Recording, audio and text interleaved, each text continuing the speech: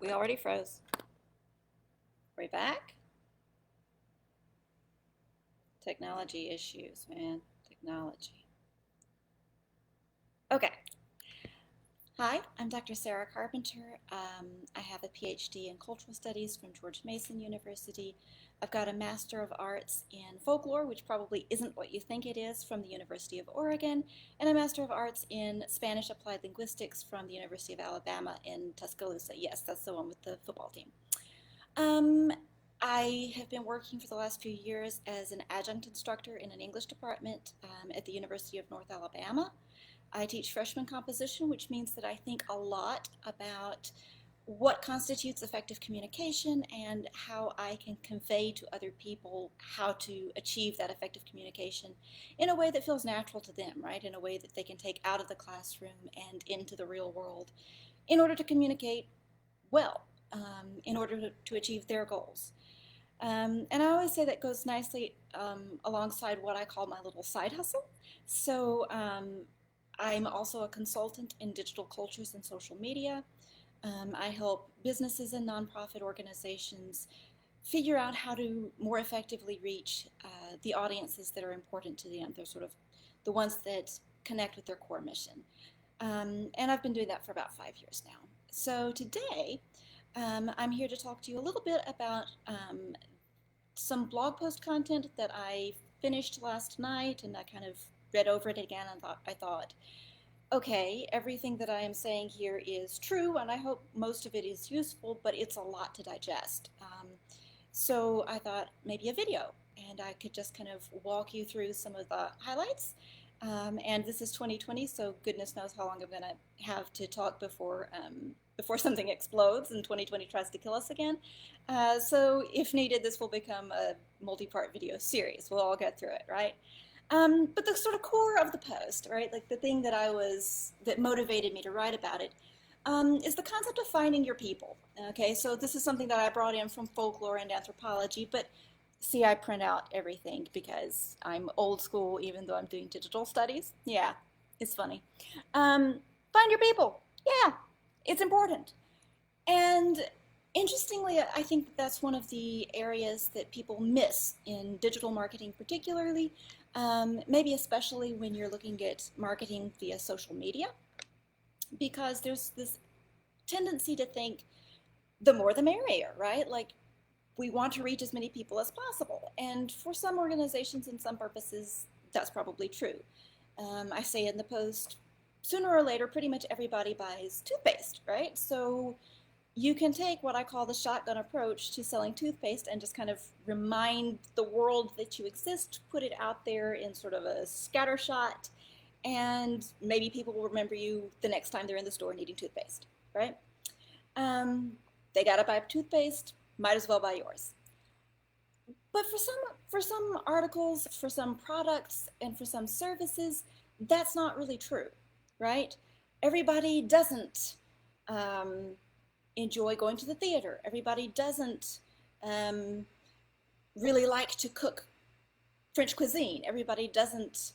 An example I use in the post is I run a lot, right? And so I'm really interested in buying running gear. And I'm a good target audience for posts about running gear. You couldn't achieve the same kind of result posting that content in a group of runners on Facebook that you could achieve by posting to your website and just hoping people would wander in, right? So I kind of break all that down in the post. You can hopefully read it. Um, but the kind of core that I wanted to focus on today is that you have to know yourself in order to be able to know your audience, okay? And that goes back to there are two kind of ways to think about audience, okay? There's the audience that you already have, the people that you lucked into because they stumbled on your website, or the people who are connected to your Facebook page because they know somebody who knows somebody who followed your page, right? The sort of, you just, they're just there, right? That's one kind of audience, and sometimes you get lucky and those people are really interested in what you have. But particularly for small businesses that are serving a niche market, or for nonprofit organizations that have a fairly targeted mission statement, something they're trying to achieve, that's not a very efficient way of reaching an audience, right? So it's more efficient to define your audience, to figure out, okay, I know who my existing audience is. The question is, who do I want my audience to be, and how do I find those people? And you can't answer that question, right? You can't figure out who you want your audience to be until you sit down and think constructively and creatively about who you are. And sometimes if it's a small organization, that is who you are as a person or as people, right? Like who's on the team. But more often and more sort of across the board, it's about who is your brand? What's that identity? If your brand were a person, what kind of music would it like? What would his favorite color be? Does it have a favorite food? And I know that sounds silly, but you want your brand to be personal, something that feels like an entity, like there's a there. It's not a concept. You want it to be concrete in people's minds. And it can't be concrete in someone else's mind until it is concrete in your mind, until you have thought carefully and constructively about what that identity is. And sometimes when I sit down with clients and I start asking them about their brand, they're like, well, we want to do good. Okay, well, nobody is going to come in and say, my plan is to be the supervillain of the century. I mean, somebody probably will now that I've said that, but it's not common, okay? Most people think of themselves as good guys, and they think of themselves as having a valuable product, and you see what I'm saying? So if I were to make this into a homework assignment, okay, what I would really want you to do is go home and start thinking, make it like a fanfic, or make it like a wish list. Create a chart or a list or a collage of images and ideas and verbs, nouns even. Get creative with the words, right? Get away from adjectives, right? You want action, you want individuals, you don't so much want descriptor words, okay? But create a collection, however you want to organize it, right? Whether it's a bullet list or a collage or a scrapbook page, whatever, of stuff, right? Visual stuff, audio stuff, whatever comes to your mind that you associate with your brand, even if you don't know why yet. Don't edit yourself in this stage, okay?